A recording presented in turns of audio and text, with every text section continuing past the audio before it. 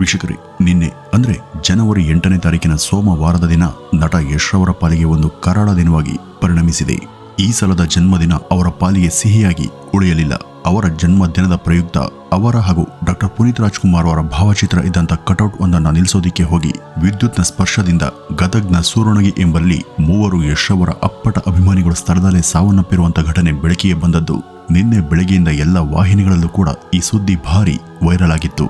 ಈ ದುರ್ಘಟನೆ ಜರುಗಿದ್ದು ಭಾನುವಾರ ಅಂದ್ರೆ ಜನವರಿ 7ರ ರಾತ್ರಿ.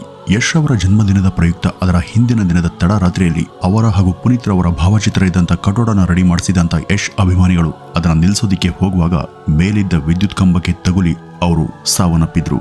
21 ವರ್ಷದ ಹನುಮಂತ ಹರಿಜನ್, 20 ವರ್ಷದ ಮುರಳಿ ಹಾಗೂ 19 ವರ್ಷದ ನವೀನ್ ಎಂಬುವರು ಮೃತ ದುರ್ದೈವಿಗಳು. ಇದಲ್ಲದೆ ಇತರೆ ಇನ್ನೂ 3 ಕೂಡ ವಿದ್ಯುತ್ ಸ್ಪರ್ಶ ಆಗಿದ್ದು ಸ್ಥಳೀಯ ಆಸ್ಪತ್ರೆಗೆ ಅವರನ್ನು ಸೇರಿಸಿ ಚಿಕಿತ್ಸೆಯನ್ನ ಕೊಡಲಾಗ್ತಿದೆ. ಈ ಒಂದು ವಿಷಯ ಗೊತ್ತಾಗ್ತಿದ್ದ ಹಾಗೇನೆ ನಟ ಯಶ್ ತಕ್ಷಣ ಸಂಜೆ ಗದಗ್ಗೆ ಬರುವ ಬಗ್ಗೆ ಭರವಸೆಯನ್ನ ಕೊಟ್ಟಿದ್ರು. ತನ್ನ ಬರ್ತ್ಡೇ ದಿನ ತಾನು ಅಭಿಮಾನಿಗಳಿಗೆ ವೈಯಕ್ತಿಕ ಕಾರಣಗಳಿಂದಾಗಿ ಸಿಗೋದಕ್ಕೆ ಸಾಧ್ಯ ಇಲ್ಲ ಅಂತ ಕೆಲವೇ ದಿನಗಳ ಹಿಂದೆ ಅಷ್ಟೇ ಅವರು ತಮ್ಮ ಸೋಷಿಯಲ್ ಮೀಡಿಯಾದ ಖಾತೆಯಲ್ಲಿ ಹಂಚಿಕೊಂಡಿದ್ರು. ಆದರೆ ನಿನ್ನೆ ಈ ಒಂದು ದುರ್ಘಟನೆ ಬಗ್ಗೆ ಗೊತ್ತಾದ ತಕ್ಷಣ ಸೂರಣಗಿ ಎಂಬ ಊರಿಗೆ ಬಂದು ಮೃತರ ಕುಟುಂಬದವರ ಮನೆಗೆ ನೇರ ಭೇಟಿಯನ್ನ ಕೊಟ್ಟು ಅವ್ರಿಗೆ ಆಪ್ತವಾಗಿ ಸಾಂತ್ವನ ಮಾಡಿ ಧೈರ್ಯವನ್ನ ತುಂಬಿದ್ರು. ಅಗಲಿ ಹೋದವರನ್ನಂತೂ ವಾಪಸ್ ಕರೆತರೋದಕ್ಕೆ ತನ್ನಿಂದ ಸಾಧ್ಯ ಇಲ್ಲ, ನನ್ನನ್ನೇ ನಿಮ್ಮ ಮಗ ಅಂತ ಅಂದ್ಕೊಳ್ಳಿ ಅಂತ ಅವರು ಮೃತರ ಪೋಷಕರಿಗೆ ಹೇಳಿದ್ರು.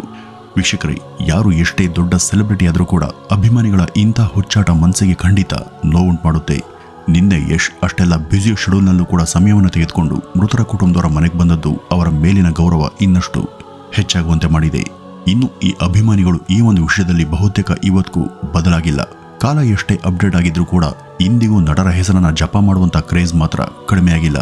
ನಟರ ಸಿನಿಮಾಗಳು ಬಿಡುಗಡೆಯಾದ್ರೆ ಕುರಿ ಕೋಳಿಯನ್ನ ಕಡಿದು ಅವರ ಫೋಟೋಗೆ ರಕ್ತಾಭಿಷೇಕ ಮಾಡೋದು, ಅವರ ಕಟೌಟ್ಗೆ ಡ್ರಮ್ ಗಟ್ಟಲೆ ಹಾಲನ್ನ ಸುರಿದು ವ್ಯರ್ಥ ಮಾಡೋದು, ಮೈಗೆಲ್ಲ ಅವರ ಹೆಸರು ಹಾಗೂ ಚಿತ್ರಗಳ ಹಚ್ಚೆಯನ್ನು ಹಾಕಿಸ್ಕೊಳ್ಳೋದು, ಥಿಯೇಟರ್ ಒಳಗೆ ತೆಂಗಿನಕಾಯಿ ಕುಂಬಳಕಾಯಿ ಒಡೆದು ಸ್ಕ್ರೀನ್ಗೆ ಆರತಿ ಎತ್ತೋದು, ಇಂಥ ಅತಿರೇಕಗಳಿಗೆ ಕಡಿಮೆ ಏನಿಲ್ಲ. ಯಶ್ ರವರ ಕಟೌಟನ್ನ ಮೇಲೆತ್ತುವುದಕ್ಕೆ ಹೋಗಿ 3 ಪ್ರಾಣವನ್ನ ಕಳೆದುಕೊಂಡಿದ್ದಾರೆ. ಹಾಗೂ ಇಂಥ ಘಟನೆಗಳು ವರದಿಯಾಗಿರುವುದು ಇದೇ ಮೊದಲೇನಲ್ಲ. ಇದೇ ನಟ ಯಶ್ ರವರು ಯಾವುದೋ ಕಾರ್ಯಕ್ರಮಕ್ಕೆ ಬರಲಿಲ್ಲ ಎಂಬ ಕಾರಣಕ್ಕೆ ಅಭಿಮಾನಿಯೊಬ್ಬ ಬೇಸರಗೊಂಡು ತನಗೆ ತಾನೇ ಬೆಂಕಿಯನ್ನು ಹಚ್ಕೊಂಡಿದ್ದಂಥ ಘಟನೆ ಕೆಲ ವರ್ಷಗಳ ಹಿಂದೆ ನಡೆದಿತ್ತು. ಇಂಥವು ನಡೀತಿರೋದು ಇತ್ತೀಚೆಗೆ ಮಾತ್ರ ಅಲ್ಲ, ಈ ಹಿಂದೆ ಡಾಕ್ಟರ್ ರಾಜಣ್ಣರ ಕಾಲದಿಂದನೂ ಕೂಡ ಇವು ನಡೀತಾನೆ ಇವೆ. ವೀಕ್ಷಕರೇ, ಡಾಕ್ಟರ್ ರಾಜ್ಕುಮಾರ್ ಅವರನ್ನ ಕ್ರೇಜ್ ಕಾ ಬಾಪ್ ಅಂತಾನೆ ಕರಿಬಹುದು. ಈಗಿನ ನಟರಿಗೆ ಎಷ್ಟೇ ಫ್ಯಾನ್ ಬೇಸ್ ಇರಲಿ, ಅದು ರಾಜಣ್ಣ ಅವ್ರಿಗಿದ್ದಂಥ ಹವಾದ ಬಳಿ ಸೋಕಲು ಕೂಡ ಸಾಧ್ಯ ಇಲ್ಲ. ವೀಕ್ಷಕರದು 1979ರ ಸಮಯ. ಆಗ ತಾನೇ ಅವರ ತಾಯಿಗೆ ತಕ್ಕ ಮಗ ಚಿತ್ರ ರಿಲೀಸ್ ಆಗಿತ್ತು. ರಾಜ್ರವರ ಸಿನಿಮಾ ಅಂದ್ರೆ ಸಾಕು, ಲಕ್ಷಾಂತರ ಅಭಿಮಾನಿಗಳು ಅದಕ್ಕಾಗಿ ತವಕದಿಂದ ಕಾಯ್ತಿದ್ದಂತಹ ಕಾಲ ಅದು. ಚಿತ್ರ ಮಂದಿರಗಳು ಜನರಿಂದ ಕಿಕ್ಕಿರಿದು ತುಂಬಿದ್ವು. ಆ ಜನ ಜಂಗುಳಿಯನ್ನ ಸಂಭಾಳಿಸಲು ಸಾಧ್ಯವೇ ಆಗ್ತಿರ್ಲಿಲ್ಲ. ತಾಯಿಗೆ ತಕ್ಕ ಮಗ ಚಿತ್ರಕ್ಕೆ ಟಿಕೆಟ್ ಅನ್ನು ತೆಗೆದುಕೊಳ್ಳುವಾಗ ಬೆಂಗಳೂರಿನ ಸಂಜಯ್ ಚಿತ್ರ ಮಂದಿರದಲ್ಲಿ ಸರತಿ ಸಾಲಲ್ಲಿ ನಿಂತವರ ನೂಕು ನುಗ್ಗಲಿಗೆ ಹಾಗೂ ಅವರ ಕಾಲ್ತುಳಿತಕ್ಕೆ ಸಿಲುಕಿ 2 ಮೃತಪಟ್ಟಿದ್ರು. ಡಾಕ್ಟರ್ ರಾಜ್ಕುಮಾರ್ ಅವರ ಪ್ರತಿ ಸಿನಿಮಾ ಬಿಡುಗಡೆಯಾದಾಗಲೂ ಕೂಡ ಬಹುತೇಕ ಚಿತ್ರ ಮಂದಿರಗಳಲ್ಲಿ ಇಂಥ ಅವಘಡಗಳು ನಡೀತಲೇ ಇದ್ವು. ಅದಷ್ಟೇ ಅಲ್ಲದೆ ಡಾಕ್ಟರ್ ರಾಜ್ಕುಮಾರ್, ವಿಷ್ಣುವರ್ಧನ್ ಹಾಗೂ ಪುನೀತ್ ರಾಜ್ಕುಮಾರ್ ಇವರುಗಳು ತೀರು ಹೋದಾಗಲೂ ಕೂಡ ಅನೇಕ ಜನ ತಮ್ಮ ಪ್ರಾಣವನ್ನ ಕಳೆದುಕೊಂಡಿದ್ರು. ಇಂಥ ಘಟನೆಗಳು ನಮ್ಮ ಕರ್ನಾಟಕದಲ್ಲಿ ಮಾತ್ರ ಅಲ್ಲ, ಪಕ್ಕದ ಚಿತ್ರರಂಗಗಳಲ್ಲೂ ಕೂಡ ಬಹು ಕಾಮನ್. ಕಳೆದ ವರ್ಷದ ಜುಲೈನಲ್ಲಿ ಆಂಧ್ರ ಪ್ರದೇಶದಲ್ಲಿ ನಟ ಸೂರ್ಯರವರ 2 ಅಭಿಮಾನಿಗಳು ಇದೇ ರೀತಿ ಬ್ಯಾನರ್ ಕಟ್ಟುವಾಗ ವಿದ್ಯುತ್ ಸ್ಪರ್ಶ ಆಗಿ 2023ರ ಜುಲೈ 23ನೇ ತಾರೀಕು ತಮ್ಮ ಪ್ರಾಣವನ್ನ ಕಳೆದುಕೊಂಡಿದ್ರು. ಇನ್ನು ನಟ ದಳಪತಿ ವಿಜಯರವರಿಗೆ ದೇಶಾದ್ಯಂತ ಅತಿ ದೊಡ್ಡ ಫ್ಯಾನ್ ಬೇಸ್ ಇದೆ. ಅದರಲ್ಲೂ ತಮಿಳುನಾಡಿನಲ್ಲಿ ಅವರನ್ನ ಆರಾಧ್ಯ ದೈವ ಅಂತಾನೆ ಪೂಜಿಸುವಂತ ಎಷ್ಟೋ ಜನರಿದ್ದಾರೆ.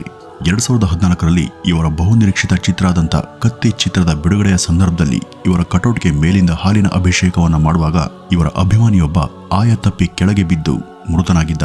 ಇದು ನಡೆದದ್ದು ಪಲಕ್ಕಾಡ್ ಎಂಬಲ್ಲಿ. ಆತನ ಹೆಸರು ಉನ್ನಿಕೃಷ್ಣನ್.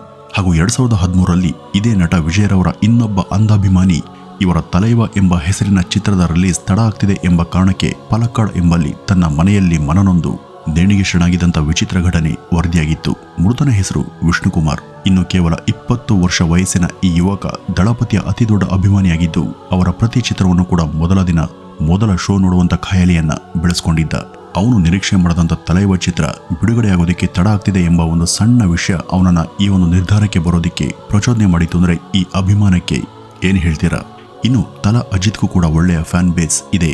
ಕಳೆದ ವರ್ಷದ ಜನವರಿಯಲ್ಲಿ ಬಿಡುಗಡೆಯಾದಂಥ ಇವರ ಒಂದು ಸಿನಿಮಾಕ್ಕೆ ಇವರ ಅಭಿಮಾನಿಯೊಬ್ಬ ಅದರ ಸಂಭ್ರಮವನ್ನು ಚಲಿಸುವ ಲಾರಿ ಮೇಲೆ ಹತ್ತಿ ಕುಣಿದು ಆಚರಣೆ ಮಾಡುವಾಗ ಆಯ ತಪ್ಪಿ ಕೆಳಕ್ಕೆ ಬಿದ್ದು ಜೀವವನ್ನು ಕಳೆದುಕೊಂಡಂತ ಘಟನೆ 2023 ಜನವರಿಯಲ್ಲಿ ವರದಿಯಾಗಿತ್ತು. ಇದು ನಡೆದದ್ದು ಚೆನ್ನೈ ನಗರದಲ್ಲಿ. ಮೃತನ ಹೆಸರು ಭರತ್ ಕುಮಾರ್. 19 ವರ್ಷದ ಈ ಯುವಕ ಹತ್ತಿರದ ಕಾಲೇಜ್ ವಿದ್ಯಾರ್ಥಿಯಾಗಿದ್ದ. ಸಿನಿಮಾದ ರಿಲೀಸ್ಗೆ ಮೈಮಾರುತು ಕುಣಿತಿದ್ದಾಗ ಈ ಯುವಕ ಸಣ್ಣ ವಯಸ್ಸಿಗೆ ಅಭಿಮಾನದ ಅತಿರೇಕಕ್ಕೆ ಬಲಿಯಾಗಿದ್ದ. ಇನ್ನು ನಟರ ಶ್ರೇಷ್ಠತೆಯ ಬಗ್ಗೆ ಅವರ ಅಭಿಮಾನಿಗಳ ನಡುವೆ ನಡೆಯುವಂತ ಸ್ಟಾರ್ ವಾರ್ ಕೂಡ ಹೊಸದೇನಲ್ಲ. ಎಲ್ಲರಿಗೂ ಅವರವರ ಅಭಿಮಾನವೇ ದೊಡ್ಡದು, ಅವರವರ ನಟರೇ ದೊಡ್ಡವರು.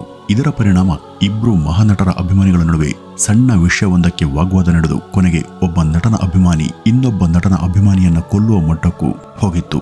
ಇದು ನಡೆದದ್ದು ತಮಿಳುನಾಡಿನ ಮರಣಕ್ಕಣಂ ಎಂಬ ಟೌನ್ನಲ್ಲಿ. ಇದು ಬಹುತೇಕ ಎಲ್ಲ ರಾಜ್ಯಗಳಲ್ಲೂ ಕೂಡ ನಡೆದಿದೆ. ವಿಜಯ್ ಹಾಗೂ ರಜನಿಕಾಂತ್ ರವರ ಇಬ್ರು ಅಭಿಮಾನಿಗಳ ನಡುವೆ ಇದು ನಡೆದಿತ್ತು.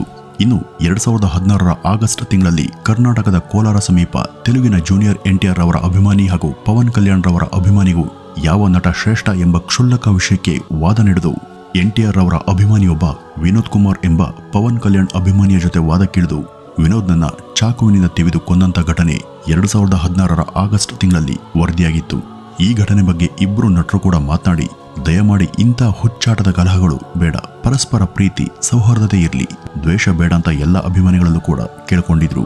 ಇನ್ನು ಪ್ರಭಾಸ್ ರವರ ಅಭಿಮಾನಿಯೊಬ್ಬ ಅವರ ಚಿತ್ರ ಆದಂಥ ರಾಧೇಶ್ಯಾಮ್ ಚಿತ್ರಕ್ಕೆ ಎಲ್ಲ ಕಡೆ ನೆಗೆಟಿವ್ ರಿವ್ಯೂ ಬಂತು ಅನ್ನುವ ಕಾರಣಕ್ಕೆ ತನ್ನ ಪ್ರಾಣವನ್ನ ತಾನೇ ಕಳೆದುಕೊಂಡಿದ್ದ.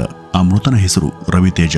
ಇದು ನಡೆದದ್ದು ಆಂಧ್ರ ಪ್ರದೇಶದ ಕರ್ನೂಲ್ ಜಿಲ್ಲೆಯ ತಿಲಕ್ ನಗರದಲ್ಲಿ. ಹಾಗೂ ಇತ್ತೀಚೆಗೆ ಸಲಾರ್ ಚಿತ್ರ ರಿಲೀಸ್ ಆದಾಗ ಅದರ ಫ್ಲೆಕ್ಸ್ ನಿಲ್ಲಿಸುವಾಗ ಕರೆಂಟ್ ಶಾಕ್ ಹೊಡೆದು ಬಾಲರಾಜ್ ಎಂಬ ಪ್ರಭಾಸ್ ಫ್ಯಾನ್ ಒಬ್ಬ ಮೃತನಾಗಿದ್ದ. ಇದು ನಡೆದದ್ದು ಆಂಧ್ರ ಪ್ರದೇಶದ ಧರ್ಮವರಂನಲ್ಲಿ ಇರುವಂತ ರಂಗ ಥಿಯೇಟರ್ನಲ್ಲಿ. ಹಾಗೂ ತೆಲಂಗಾಣದಲ್ಲಿ ಇದಕ್ಕೂ ಮುನ್ನ ಅಂದ್ರೆ 2018ರಲ್ಲಿ ಇದೇ ಪ್ರಭಾಸ್ ರವರ ಸಾಹೋ ಚಿತ್ರದ ಬ್ಯಾನರ್ ಕಟ್ಟುವಾಗ ಶಾಕ್ ಹೊಡೆದು ಅವರ 16 ವರ್ಷದ ಅಭಿಮಾನಿಯೊಬ್ಬ ಸಾವಿಗೀಡಾಗಿದ್ದ. ಹಾಗೂ 2023ರ ಏಪ್ರಿಲ್ನಲ್ಲಿ ಪ್ರಭಾಸ್ ಹಾಗೂ ಪವನ್ ಕಲ್ಯಾಣ್ರ ಅಭಿಮಾನಿಗಳ ನಡುವೆ ಒಂದು ಸಣ್ಣ ವಾಟ್ಸಪ್ ಸ್ಟೇಟಸ್ನ ವಿಷಯವಾಗಿ ಜಗಳ ನಡೆದು ಪವನ್ ಅಭಿಮಾನಿಯಾದಂಥ ಕಿಶೋರ್ ಎಂಬಾತನನ್ನ ಕೊಚ್ಚಿ ಕೊಂದಿದ್ರು. ಈ ರೀತಿ ಹೇಳ್ತಾ ಹೋದ್ರೆ ಇಂಥ ವಿಲಕ್ಷಣ ಘಟನೆಗಳು ಇನ್ನೂ ಸಿಗ್ತಾನೆ ಹೋಗ್ತವೆ. ವೀಕ್ಷಕರೇ, ನಟರಿಗಾಗಿ ಸಾಯುವ, ಹೊಡೆದಾಡುವ, ಕೊಲ್ಲುವ, ತಮ್ಮ ಪ್ರಾಣವನ್ನ ತಾವೇ ಕಳೆದುಕೊಳ್ಳುವಂತ ಜನ ಕೂಡ ನಮ್ಮ ನಡುವೆ ಇದ್ದಾರೆ. ಈ ಅಭಿಮಾನಿಗಳಿಗೂ ಕೂಡ ಕುಟುಂಬ, ಮನೆ, ಮಕ್ಕಳು, ಸಂಸಾರ, ಬದುಕು, ಭವಿಷ್ಯ, ಗುರಿ, ಕನಸು ಇದೆಲ್ಲ ಇದ್ದೇ ಇರುತ್ತೆ. ಅವುಗಳ ಕಡೆಗೆ ಗಮನವನ್ನು ಹರಿಸುವ ಬದಲು ಯಾರದೋ ಸಿನಿಮಾಗೆ ಹಾಗೂ ನಟನೆಗಾಗಿ ಈ ರೀತಿ ಹುಚ್ಚಾಪಟ್ಟೆ ವರ್ತಿಸೋದು ಎಷ್ಟು ಸರಿ? ಇದ್ರ ಬಗ್ಗೆ ಅವರ ನಟರಿಂದ ಎಷ್ಟೇ ಎಚ್ಚರಿಕೆ ಹಾಗೂ ಉಪದೇಶ ಕೇಳಿಬಂದ್ರೂ ಕೂಡ ಕಿವಿ ಕೊಡದಂತ ಇಂಥವ್ರಿಗೆ ಏನ್ ಹೇಳಬೇಕು ಗೊತ್ತಾಗ್ತಿಲ್ಲ. ಅಭಿಮಾನ ಇರಲಿ, ಆದರೆ ಅಂಧಾಭಿಮಾನ ಖಂಡಿತ ಸಲ್ಲದು. ಅಭಿಮಾನ ಅಂದ್ರೆ ಹೊಡೆಯೋದು, ಬಡಿಯೋದು, ಕೊಲ್ಲೋದು, ಸಾಯಿಸೋದು, ಕಿರ್ಚೋದು ಇಷ್ಟೇ ಅಲ್ಲ, ಅದಕ್ಕೆ ಪವಿತ್ರ ಅರ್ಥ ಇದೆ. ಆದ್ರಿಂದನೇ ಮೇರು ನಟರಾದಂಥ ಅಣ್ಣವರು ಅಭಿಮಾನಿಗಳನ್ನ ದೇವರುಗಳು ಅಂತ ಕರೆದಿದ್ದು. ವೀಕ್ಷಕರೇ, ನಟರ ವೈಭವಕ್ಕಿಂತ ನಿಮ್ಮ ಬದುಕು ಹಾಗೂ ಧ್ಯೇಯ ದೊಡ್ಡದು. ನಿಮಗಾಗಿ ನಿಮ್ಮ ಕುಟುಂಬ ಇರುತ್ತೆ. ಅವ್ರಿಗೆ ಈ ರೀತಿ ದ್ರೋಹ ಮಾಡಿ ಹೋಗೋದು ನ್ಯಾಯಸಮ್ಮತವಲ್ಲ. ಈಗ ಹೇಳಿದಂಥ ಎಲ್ಲರೂ ಕೂಡ 18ರಿಂದ 28 ವರ್ಷದ ಒಳಗಿನ ಯುವಕರೇ. ಜೀವನದ ಕಾಲು ಭಾಗವನ್ನು ಕೂಡ ನೋಡಿದಂಥ ಇವರು ಈ ರೀತಿ ಬದುಕನ್ನು ಕೊನೆಗೊಳಿಸಿಕೊಳ್ಳೋದು ನಿಜಕ್ಕೂ ಬೇಸರದ ಸಂಗತಿ. ಇಂಥ ಸಾವುಗಳು ಇನ್ನಾದರೂ ಇಂಥವರ ಕಣ್ಣನ್ನು ತೆರೆಸಿ ಅವರಲ್ಲಿ ಪ್ರಬುದ್ಧತೆ ತುಂಬಲಿ ಅಂತ ಆಶಿಸ್ತಾ, ಇನ್ನು ಆದಷ್ಟು ಈ ಒಂದು ವಿಡಿಯೋವನ್ನ ನಿಮ್ಮ ಸುತ್ತಮುತ್ತ ಇರುವಂಥ ಅಂತಹ ಅಂಧಾಭಿಮಾನಿಗಳೇ ಶೇರ್ ಮಾಡಿ ಅಂತ ಹೇಳ್ತಾ ಈ ಒಂದು ವಿಡಿಯೋವನ್ನ ಇಲ್ಲಿಗೆ ಮುಗಿಸೋಣ. ನಮಸ್ಕಾರ.